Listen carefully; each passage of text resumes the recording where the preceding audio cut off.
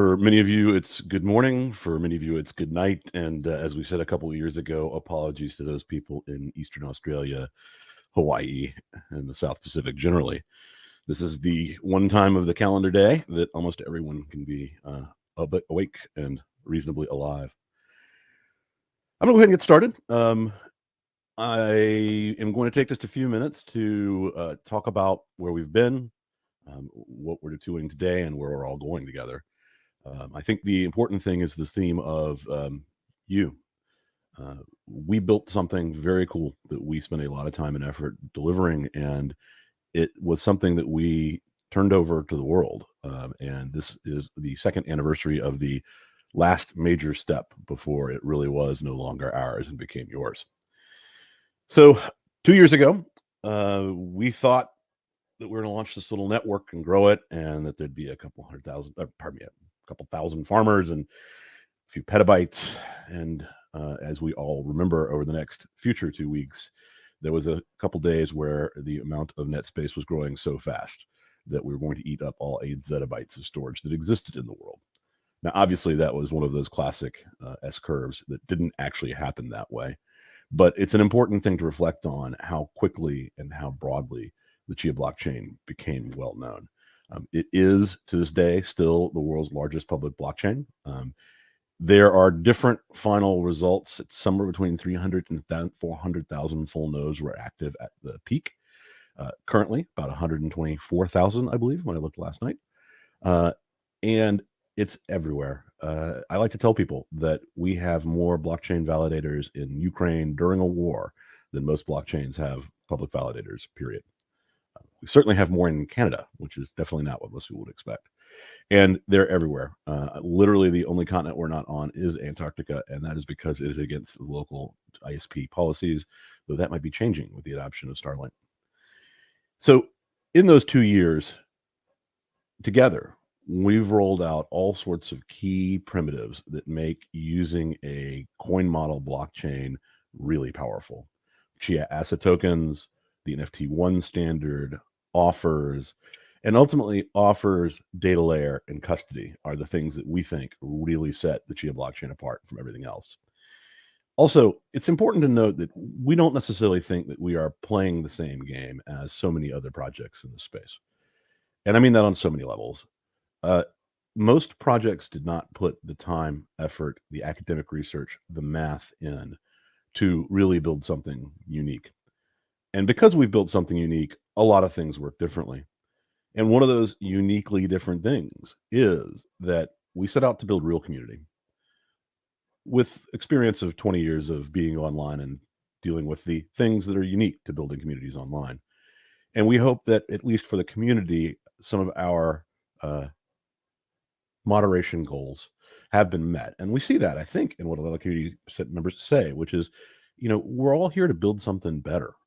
And when I say better, I don't just mean better internet better. I mean worldwide better.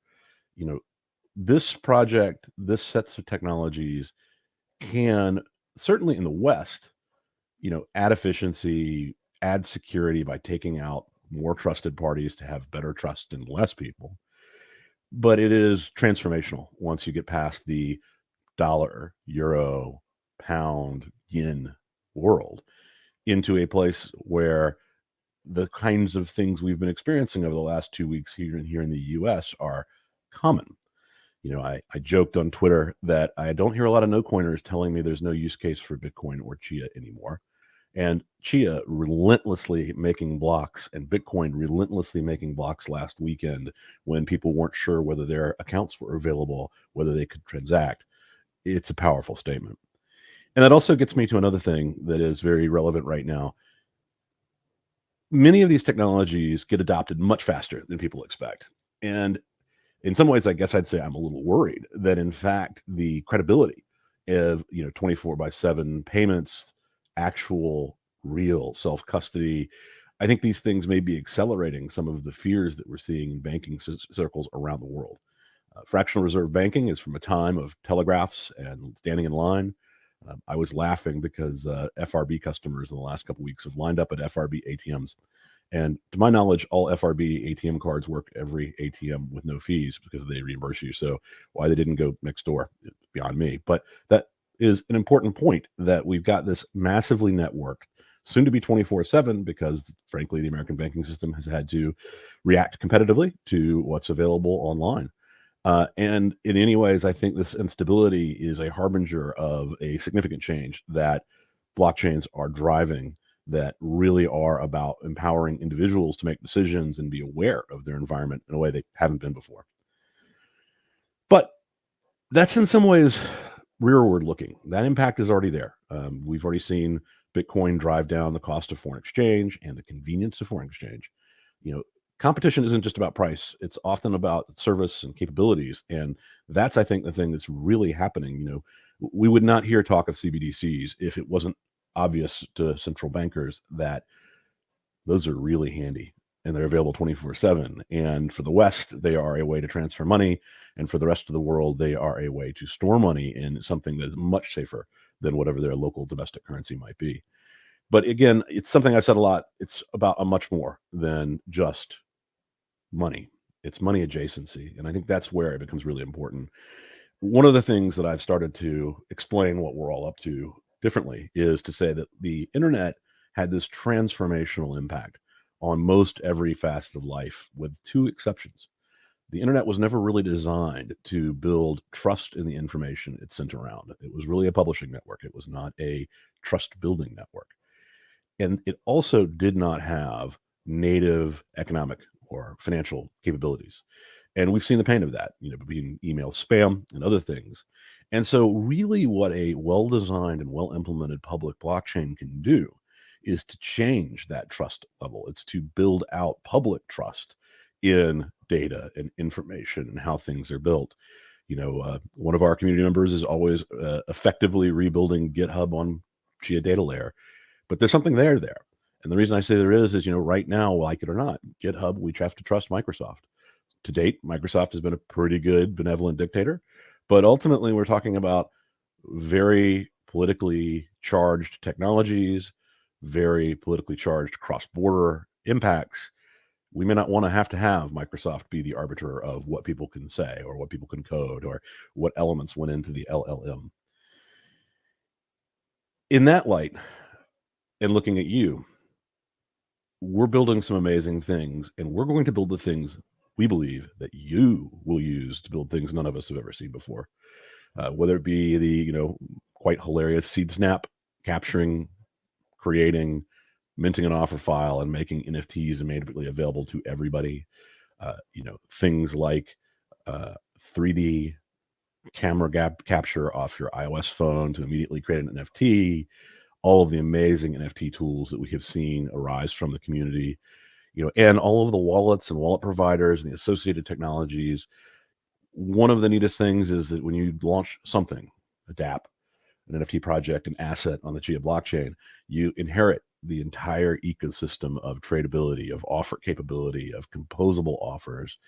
Just even stopping and reflecting that we now have the ability for individuals or governments to trade with each other with no escrow agent, no third party, and only trusting BLS signatures and no one else. It's a really powerful, powerful change. So I guess what I would say is that in mostly 2 years of crypto winter, we have continued to build as a community, to attract the best of other communities, to remain inclusive, and I mean that in the most honest sense of that word, which is come, learn. You are welcome here. If you don't understand it, we haven't done a good job explaining it to you, and we want to. All we ask is that you behave well, that you understand we're building something enduring. It is not Win Moon. It is not Win Lambo. But once in a while, a Win Roadster we'll accept. But that is because we believe these things have long-term value. We believe they are ultimately valued by how much demand the world has to use them. And we aren't going to be the only group creating that demand. We're excited about the things like AMMs and other ways to make markets, about other assets, things like the IFC coin from the Carbon Opportunities Fund. Just the fact that by the end of the year, a carbon offset can now be easily verified, whether it's real or not. and that will actually be able to say to folks that if it's not in the Climate Action Data Trust, it's a forgery, it's a scam, you shouldn't buy it. It's those kind of radical changes to the trust infrastructure of how the entire world works. And again, these are just getting started, but we like where we get started. We like where this community and our customers and our partners, where we're going. And, way we are going is someday, I believe we can have 1 million validators. I believe it can be integrated into the operating system so that as you use storage, that storage just kind of silently farms or defarms as you need. We're excited about the fact that the technology is taking us toward things like SSDs and even less annual power usage while remaining the most secure blockchain in the world. What we're going to build, it's really more up to you than it is to us. We're going to do our best to continue to build the building blocks, things like person to person on chain gaming. Later, things like Lightning and ZK rollups and the things you're going to need to go past 40 TPS. Improving Chia Lisp. One of the beautiful side effects of Bram working on gaming has been that he and Artie and the others on the team are really adding to the Chia Lisp language, adding to the compiler, and making it that much easier for people who are comfortable in Python or C or Rust to go over and develop. And then we also see something I've always expected, which is many of you who know Chia Lisp well are bundling it in its kind of core constituent capabilities into things like Go and TypeScript and other places where people are going to be much more used to that. And I think that's one of the hidden powers of the coin model and what we're all up to, which is, after we launched a blockchain, and especially after we launched transactions in May of 2 years ago, we don't have to change the underlying blockchain much or if at all to really continue to deliver innovation at the Chia Lisp layer. And we're seeing that. We're going to see things, certain features that we were hesitant to put in because of security reasons. It became clear that there were ways to do them anyway, and so we should make them easy and really document those. But as we continue to deliver those pieces and we make this that much easier, it's your creativity that matters. We're here to help you get from point A to point B, but we're not as good as you are at figuring out what point B might look like. The last thing I'll say is that, especially in this kind of odd macro time, I've said for a while, and I think crypto winners held it back, that this is a bit of a coiled spring.